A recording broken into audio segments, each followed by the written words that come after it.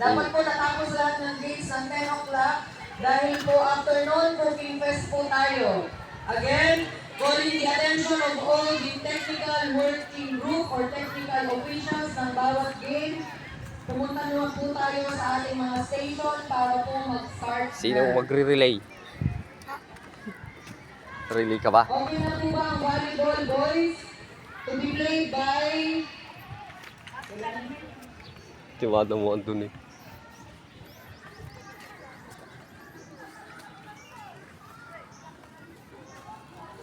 Ang batang pasaway kasali sa relay, hindi tuwa.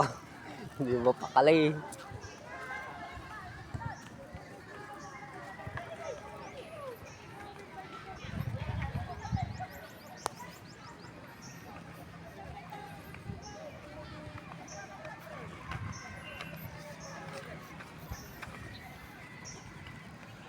Teacher leader po ng Group 3.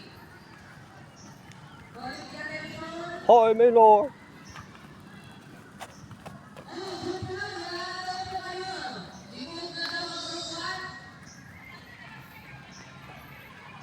Group 4, wala na.